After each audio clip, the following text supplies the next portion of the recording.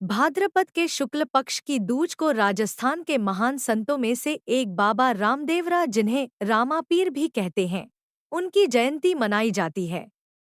इस बार यह जयंती 8 सितंबर को रहेगी। जनश्रुति के आधार पर आओ जानते हैं उनके जीवन से जुड़ा एक रोचक किस्सा।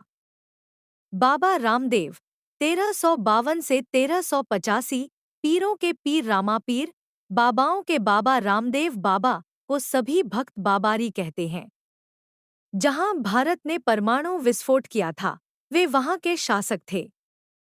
हिंदू उन्हें रामदेव जी और मुस्लिम उन्हें रामसा पीर कहते हैं। बाबा रामदेव को द्वारिकाधीश का अवतार माना जाता है।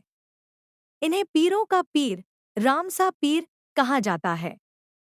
सबसे ज्यादा चमत्कारिक और सिद्ध पुरुषों में इनकी गणना की जाती है।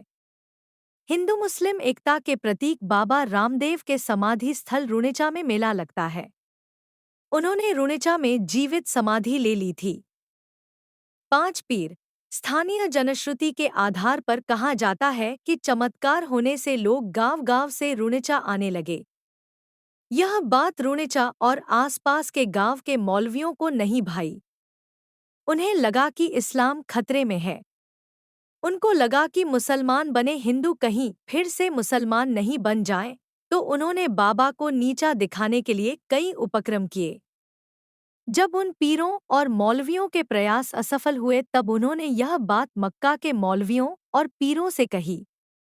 उन्होंने कहा कि भारत में एक ऐसा पीर पैदा हो गया है जो अंधों की आंखें ठीक कर देता है, लंगड़ों को चलना सिखा देता है और यहाँ तक वह मरों को जिंदा भी कर देता है।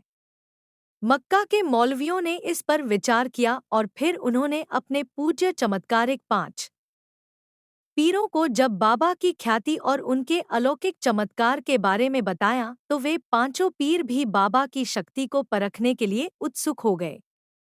कुछ दिनों में वे पीर मक्का से चलकर रुणेचा के रास्ते पर जा पहुंचे। रास्ते में भी बाबा रामदेव से उनकी मुलाकात हुई। पांचों पीरों ने रामदेव जी से पूछा कि हे भाई, रुणेचा यहाँ से कितनी दूर है? तब रामदेव जी ने कहा कि यह जो गांव सामने दिखाई दे रहा है वही तो रुणेचा है। क्या मैं आपके रुणेचा आने का कारण पूछ सकता हूँ? तब उन पांचों में से एक पीर बोला कि हमें यहाँ रामदेव जी से मिलना है और उसकी पीराई देखनी है। तब रामदेव जी बोले, हे पीर जी, मैं ही रामदेव हूँ और आपके सामने खड़ा हूँ। कहिए मेरे योग्य क्या सेवा है? पांचों पीर बाबा की बात सुनकर कुछ देर उनकी ओर देखते रहे, फिर हंसने लगे और सोचने लगे कि साधारण सा दिखाई देना वाला व्यक्ति ये पीर है क्या? रामदेव जी बाबा ने उनकी आवभगत की और अतिथि देवो भव की भावना से उन्हें भोजन के लिए आमंत्रित किया। बाबा के घर जब पांचों पीरों के भोजन हेतु जाजम बिछाई गई, तकिए लगाए गए, पंखे लगाए गए और सेवा सत्कार के सभी सामान सजाए गए, तब भोजन पर बैठते ही एक पीर बोला कि अरे, हम तो अपने खाने के कटोरे मक्का ही भूल आए हैं। हम तो अपने कटोरों में ही खाना खाते हैं, दूसरे के कटोरों में नहीं। यह हमारा प्रण है। अब हम क्या कर सकते हैं? आप यदि मक्का से वे कटोरे मंगवा सकते हैं तो मंगवा दीजिए, वरना हम आपके यहाँ भोजन नहीं कर सकते। तब बाबा रामदेव ने उन्हें विनयपूर्वक कहा कि उनका भी प्रण है कि घर आए अतिथि को बिना भोजन कराए नहीं जाने देते। यदि आप अपने कटोरों में ही खाना चाहते हैं तो ऐसा ही होगा। इसके साथ ही बाबा ने अलौकिक चमत्कार दिखाया और जिस पीर का जो कटोरा था उसके सम्मुख रखा गया। इस चमत्कार पर्चा से वे पीर सकते में रह गए। जब पीरों ने पांचों कटोरे मक्का वाले देखे तो उन्हें अचंभा हुआ और मन में सोचने लगे कि मक्का कितना दूर है। ये कटोरे तो हम मक्का में छोड़कर आए थे। ये कटोरे यहाँ कैसे आए?